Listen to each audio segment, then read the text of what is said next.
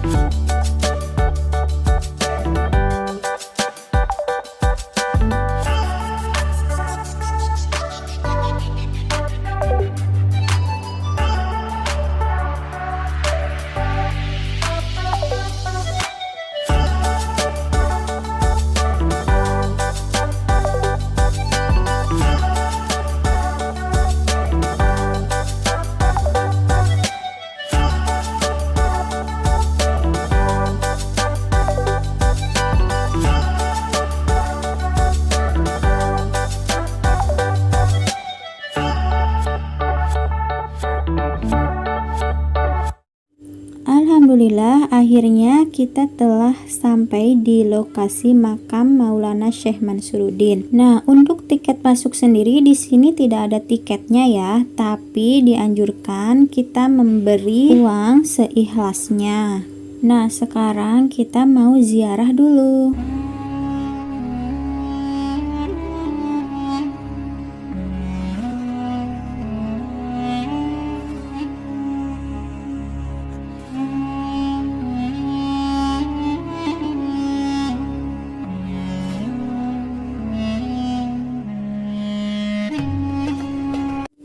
Nah, kebetulan di dalam sudah ada yang ziarah dipimpin oleh Pak Ustadz, jadi kita tinggal mengikuti aja.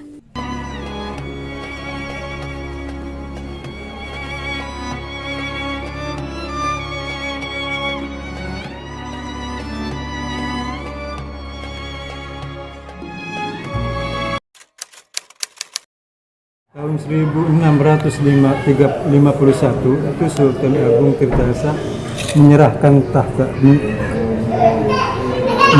tahtanya Sultan Bantul putranya itu Syekh Maulana Mansyuruddin, Sultan yang ketujuh setelah Maulana Mansyuruddin menjabat kesultanan tahun 1651.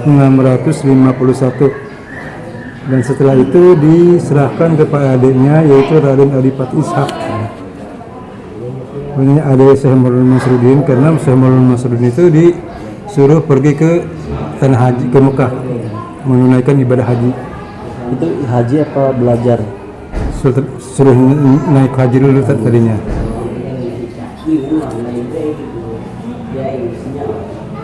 Karena mungkin beliau lupa itu. Jadi sebelum berangkat beliau itu dinasihati sama Maulana, diberi wasiat setelah selesai kalau sudah melaksanakan ibadah haji jangan mampir kemana-mana, ke Jawa.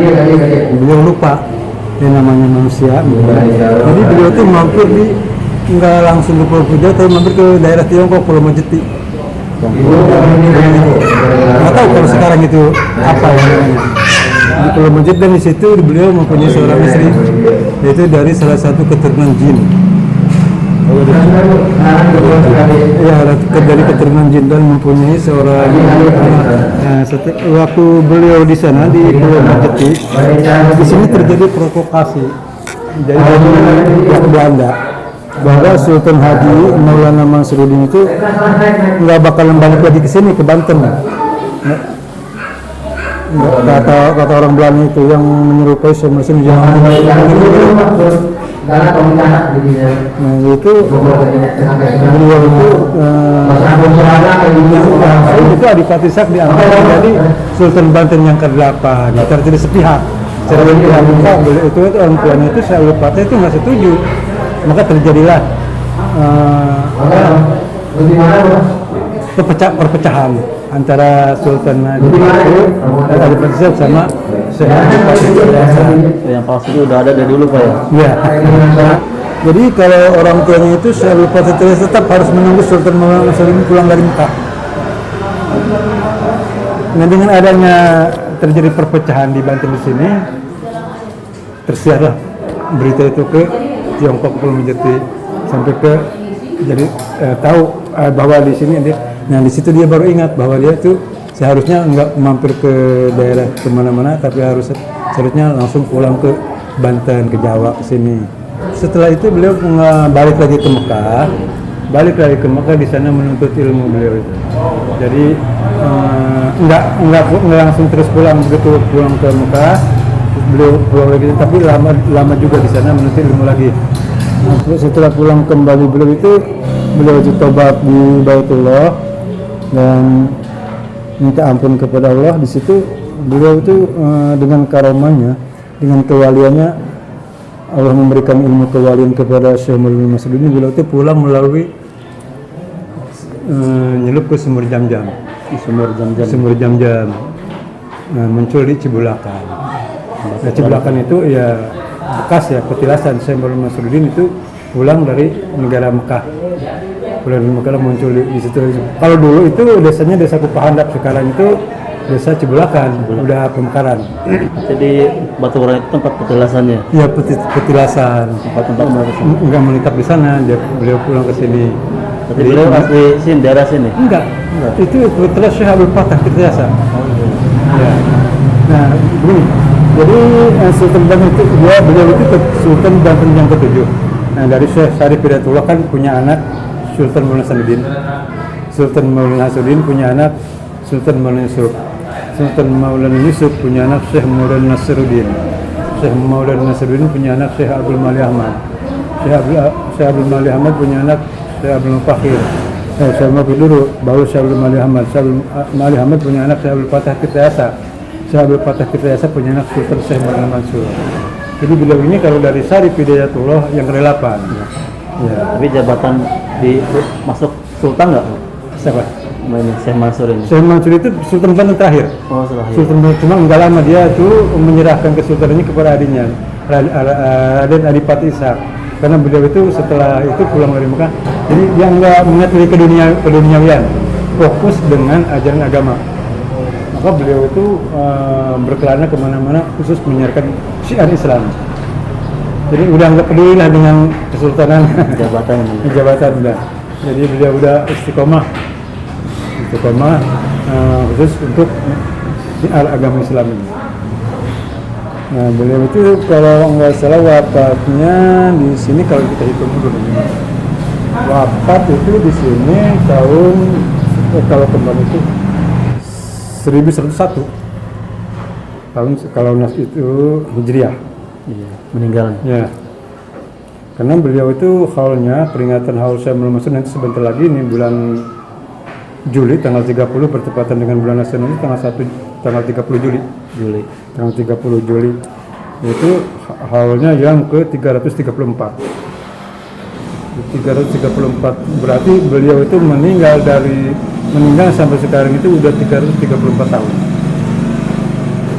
Beliau di sini punya pesantren nggak? Di sini beliau nggak ada, cuman tempat di sini tempat istiqomah, karena beliau itu nggak begitu langsung menetap di sini, jadi jalan keliling ke daerah Mantiung, ke daerah Sumatera, ke daerah Sukabumi. Makanya banyak petilasan, makanya di sana di Sukabumi ada, di Lampung ada. Ya. Berkelana itu maksudnya syiar Islam.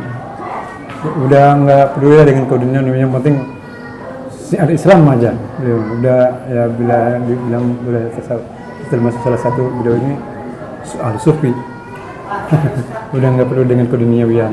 Biasanya kalau sebutan syekh kan punya banyak santri gitu ya. Ya banyak. Di antaranya kan ada salah satu khodamnya itu satu ke Jemah dan ke Samarang, itu ada kuburannya di sini di Koncang, namanya khodamnya Syekh Jemah. Dan ke Samarang ya, ke Samarang. Istrinya itu yang di sana di daerah Cikaraya dari Cimanuk, namanya Nyai Ratu Sarinten. Setelah meninggal nikah dengan Nyai Ratu Jamila yang kuburnya di sini sekarang. Oh, berarti bisnisnya nggak sekaligus tuh? Enggak. Yang pertama punya istri di Pulau Mati itu dulu di Tiongkok. Oh, iya. Punya anak satu. Nah setelah itu kan pulang balik ke Mekah, dari Mekah pulang ke Banten punya istri itu Nyai Ratu Sarinten di Cikarai, Cikolok di itu Cibulakan. Sebelah sini dari Cimanuk. Katanya beliau tuh tahu punya anak berapa. Kalau anak-anaknya memang banyak, ada Syekh Mas ini punya seorang putra 10 semuanya. 10. Ya. Yang pertama Sultan Abdul Fadil, yang kedua Sultan Abdul Muhassin Zainal Abidin, Sultan Abdul Muhassin Zainal Abidin. Yang ketiga Pangeran Muhammad Tahir. Yang keempat Pangeran Fadluddin. Yang kelima Pangeran Ja'faruddin. Yang keenam Pangeran Muhammad Alim. Yang ketujuh Nyai Ratu Rohimah. Yang kedelapan Nyai Ratu Halimah. Yang kesembilan Ratu Mimbi, dan yang ke-10 Ratu Bimbi. Itu putra-putra Syekh Muhammad Nasruddin. Jadi semuanya ada 10. Cuman nggak tahu kuburannya di mana mereka tinggalnya. Jadi sampai sekarang itu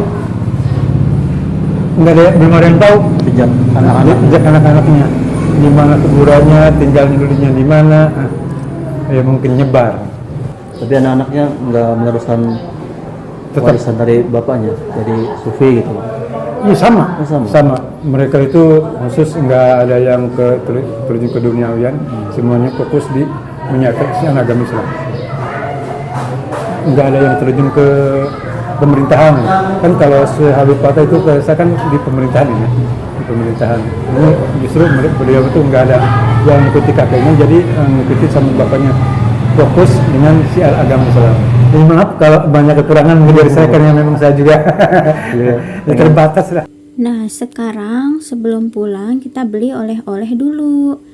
Nah, penasaran, ini katanya namanya buah alkisah. Seperti apa ya? Sama kayak mangga. Kayak mangga? Kayak mantang sih. Udah pernah nyobain lah, cuman belum nyobain. Nyobain.